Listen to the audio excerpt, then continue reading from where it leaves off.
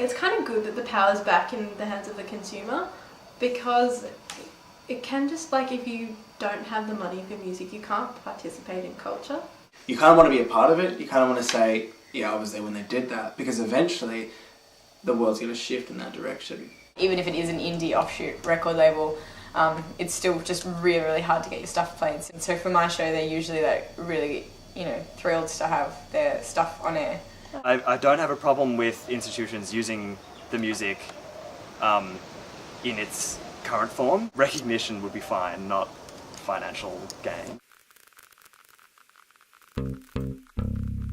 Record companies have come up with huge problems with the internet, and iTunes has sort of been the one to try and tackle that, but I don't think you can, it's easier to regulate it on the radio station, but what people do in their personal time is so much harder to regulate, so they're definitely worried about it. Ultimately, it's a good thing. It's not good that people are being robbed of their art, but at the same time, it lets in like a whole other demographic that would otherwise never hear these people. You sort of test the waters by downloading one song. If a band puts up a lot of their music on MySpace or whatever website that they're using, there's more chance of people sort of having an understanding of what their album would be like, and that inspires people to actually go out and buy it. Take a local band, it'll cost them about $8,000 to record an EP, 5 songs. And they charge $5 for that EP, they're not making anything anyway, so they'd rather get it out there and so that someone will take a gamble on them other than, trying to make heaps and heaps of money from their EP. It allows people who didn't have the money before to actually make an EP, who didn't have the resources to make themselves known and be exposed, and didn't really have the leeway or like that kind of just, if they're someone who record companies just don't find appealing, I mean that can just happen. You could have someone whose music is fine, but the record company goes, no, you're not the flavour right now, we don't want you. It allows those people to present direct competition to the financially backed individuals, and put their work out for free and put their work out in as great a volume as they want. Independent and smaller bands, they like people to download their music because that's getting it out there and that's making it go viral. The only real problems are once the band's making lots and lots of money, because now people are releasing tracks for free download.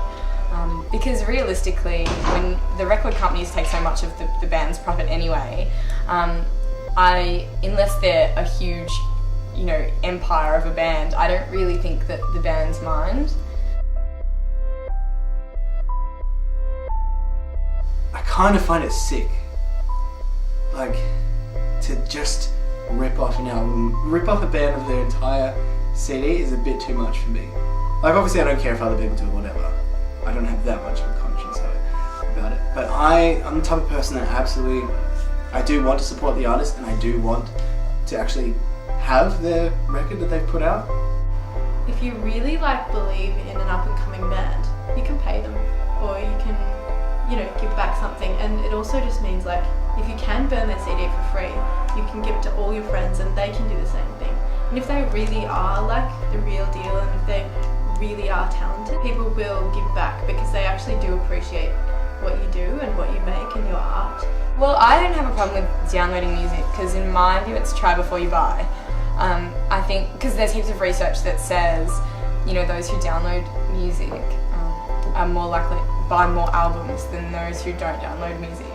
And I will always download a few tracks, and then if I like it, buy the album. I'll only ever download 1 or 2 tracks if it's a band that I'm interested in exploring.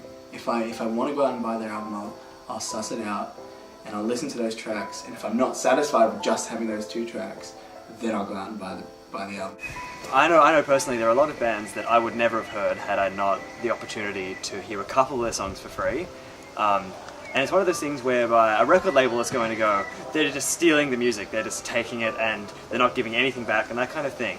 But equally, if that person was never going to buy that album, if for instance there's band XYZ that you've never heard of, but you see it on internet and you're like, oh, I'll listen to a song of theirs, but you walk into a CD shop and you're like, I've never heard of them, I'm never doing that.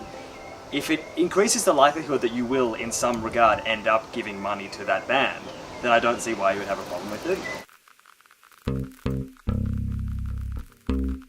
On the internet, I'd like to see a system fairly similar to the system we've currently got. I'd just like to see more ethical use of that system. I think it's actually abuse of what we have available that is the problem. It's a social norm to be downloading music. It's average, it's what you do. And I know plenty of people who never download anything because they're ethically opposed to it, but the fact that they're a minority is a problem. And it's sort of like, we'll give you this if you give us something in return, and they're sort of, really, they're just holding their breath, hoping that you're going to attend their shows, you're going to buy their merchandise, you're going to just promote them, you're going to do all that kind of stuff. You see that a lot of, they're signing a lot less artists now because of the internet, so they won't take a gamble on, you know, fronting up $100,000 for you to make a record if they know that it's just going to be downloaded or distributed in ways where they don't get money. Perhaps those laws will be dropped. They won't be legal to download. Perhaps less artists will be signed because they're struggling to make profit from labels. The way in which music is like bought and the whole framework that supports that, the whole like marketing and everything should change to adjust to fit to this like new system that people have found. Copyright laws will be changed, and maybe distribution laws will be changed as well. And I think APRA will become a bigger music body than they already are, because I don't think people are anti-APRA like they are anti-record companies. I think it's more a matter of influencing social attitudes. You think about those individuals and think about yourself, and you're like, we're miles apart. But when it's actually your friend's band, and they're releasing stuff, and you're going to download it, and that kind of thing, like, it makes it feel more close to home to the people that you're influencing by what is effectively stealing their music.